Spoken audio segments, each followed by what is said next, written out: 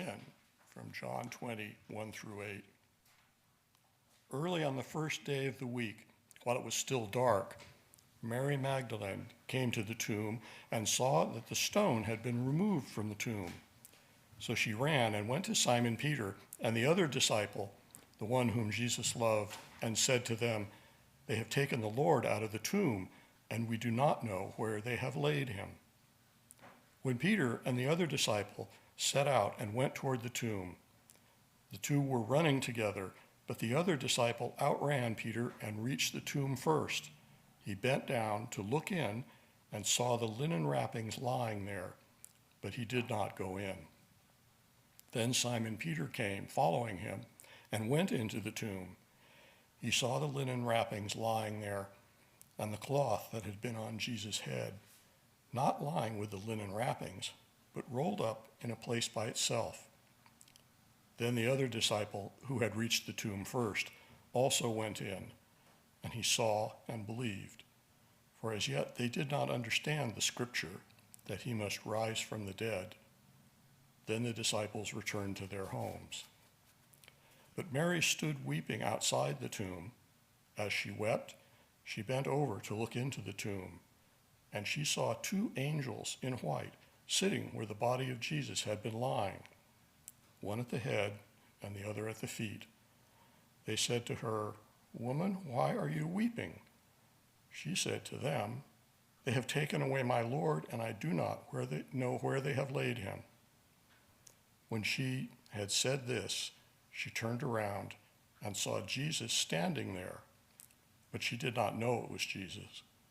Jesus said to her, "Woman, why are you weeping? Whom are you looking for?" Supposing him to be the gardener, she said to him, "Sir, if you have carried him away, tell me where you have laid him, and I will take him away." Jesus said to her, "Mary." She turned and said to him in Hebrew, "Rabboni," which means teacher. Jesus said to her, "Do not touch me, because I have not yet ascended to the Father. But go to my brothers and say to them, I am ascending to my Father and your Father, to my God and your God." Mary Magdalene went and announced to the disciples, "I have seen the Lord." And she told them that he had said these things to her.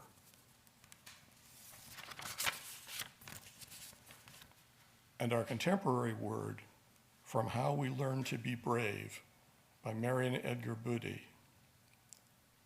Our lives are full of unforeseen choices, struggles, and callings. Sometimes we can overcome these obstacles, and sometimes we must make peace with them. Sometimes, like Jesus, we are called into the wilderness or to the cross, to physically and spiritually go to those places that challenge us, test us, break us open, and cause something to die within us. Accepting that we did not choose involves a leap of faith that God is present and at work in ways that we cannot comprehend. Sometimes we feel that presence, oftentimes we don't. This kind of acceptance is not passive or fatalistic, but rather a courageous choice at a decisive moment to embrace the places we are broken as an integral part of a courageous life.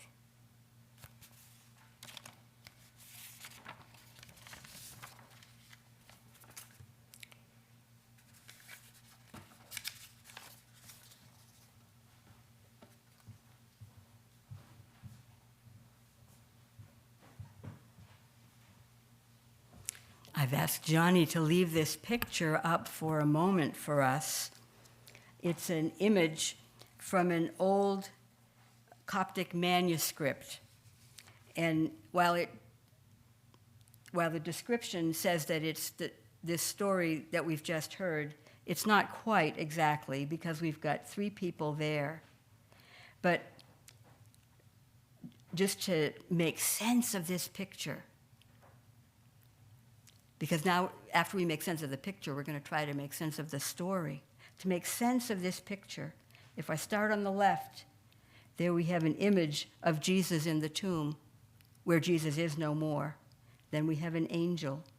and then we have three women, and then we have Jesus the gardener over on the right. And Mary Magdalene is the one dressed in red, and the other two women are looking very sad toward the tomb, but Mary Magdalene is looking toward Jesus. Just a beginning of the ways we can read our Bible stories as metaphors, as symbols of our larger realities. When I started to study this passage this week, I almost ran out of breath. I mean, think about it. There's a lot of running in here. Mary Magdalene goes to the tomb. It's still dark out. Usually people don't go out in the dark in those days. It means there's no light. And you might remember Jesus once said, "I am the light of the world." We're waiting for that light. So Mary goes to the tomb, and she sees that the stone that should cover the opening has been rolled away. And what does she do? Something that we sometimes do, which is she jumps to a conclusion. She jumps to the conclusion that someone has taken Jesus' body out of there. She doesn't go up to the tomb. She doesn't look inside. She just jumps to that conclusion, and she runs back to where all the disciples are staying. She runs. And so she gets Simon Peter and the other disciple, the one whom Jesus loved, and they run back to the tomb.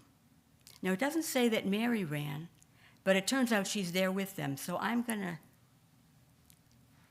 assume that she was with Peter and the other disciple running back to the tomb.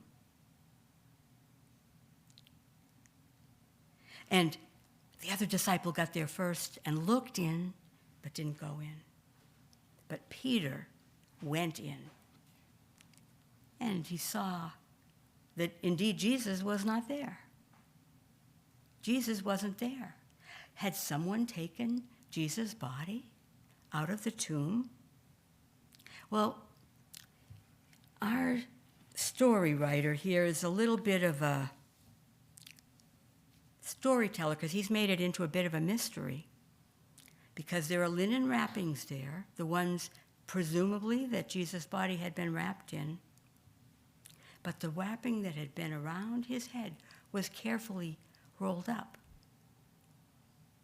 So it doesn't sound like a grave robbing kind of situation. Why would someone take that kind of care? So we're getting little hints about what's happening. First, we know the stone is rolled away. Then we know the body isn't there. Then we know the wrappings have been carefully set aside.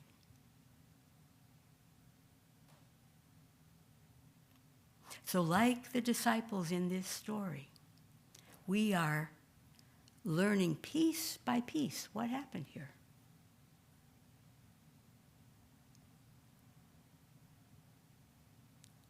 Well, the disciples, Peter and the one whom Jesus loved, they just went home.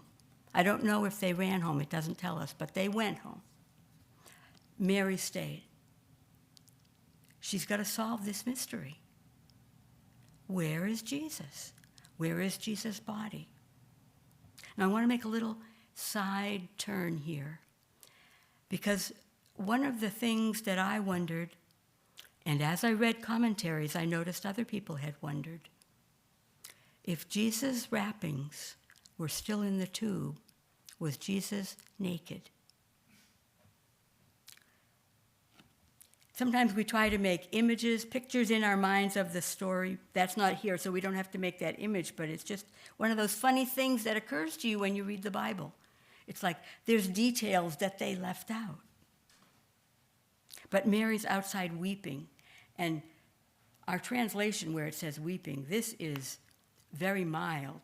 She was wailing loudly. That's what the Greek says. She's wailing loudly because that's what you do when someone has died. Mary looked in, and there were two angels. And just like it was any old day, they said, "Why are you weeping?" And she said back, "Well, they've taken my Lord, and I don't know where they've laid him." As if she talked to angels every day. I like that. I don't talk to angels every day, but an occasional conversation would be good for me, I think. But she said that, and she turned around, and there was Jesus, but she thought it was the gardener. Why would she think it was the gardener? See, our story writer is giving us a mystery here. Why would she think it was the gardener? Well, as we understand it, the tomb was in a garden. A cemetery, it was a garden. But also, who else would be there in the cemetery? And so she speaks to the gardener the way she spoke to the angels.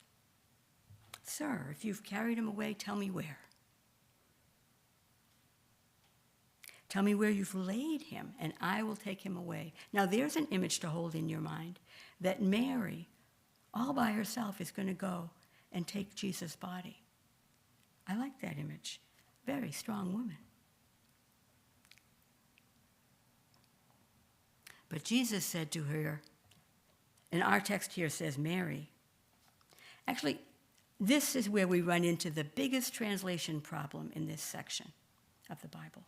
Because in the beginning, she's introduced as Mary Magdalene. But here, it says Jesus said to her, Mariam. Now, Mariam is the Hebrew or the Aramaic version of the name Mary. So Jesus has switched languages.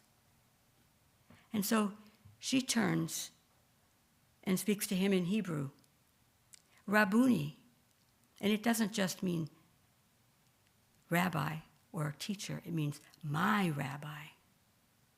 There's this moment where he speaks to her in her real name, and she speaks back to him in a very personal way.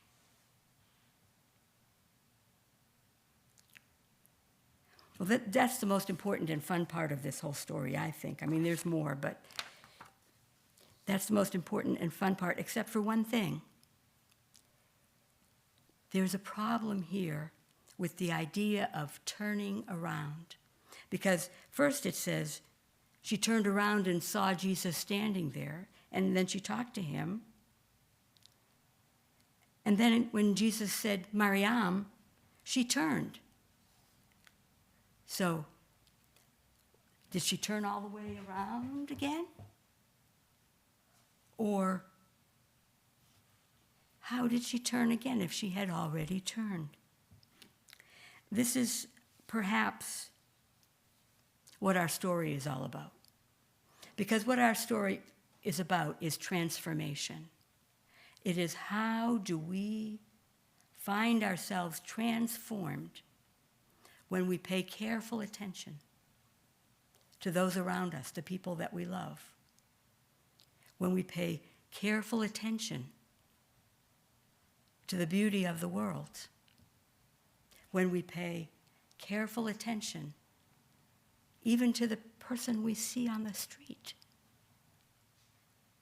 When we pay careful attention to what's going on in our own hearts, in our own spirits. That's when we are transformed. And so what this might be saying is that just hearing her name spoken that way, Mary experienced a transformation. You might have noticed that at the very end, Mary Magdalene, only here the Bible is still calling her Mariam. Mariam goes and says to the disciples, I have seen the Lord. I have seen Jesus. I have seen my rabbi. And she tells him, what Jesus has said about what's coming in the days to come. So I think we get to ask ourselves on Easter or on any morning, any Sunday morning here we talk about it. How are we being transformed by the ways that we talk together, sing together, play music together, listen together, sit in silence together? How are we transformed by the stories that we hear about Jesus, who gave a final instruction to his disciples in the days before this all took place? And he said, "Love one another as I have loved you." That's the big teaching that we have from Jesus. Love one another as I have loved you. When I think about speaking on a Sunday morning, I think about this love. And I think about how do I bring the love that I have to all of you and to all of our friends on Zoom. I see Faith is here today. When I see anyone, how do I bring this love into the world? And I think remembering Mariam's story is a way to help us remember that she ran back to the house and then back to the tomb again, out of breath, weeping and wailing. And yet, as soon as the risen Jesus called her name, Mariam, there she was, transformed. We can call each other's names, and we can call our own names. We can say, "I see you, I welcome you, and I love you," just as Jesus taught us to do. Amen.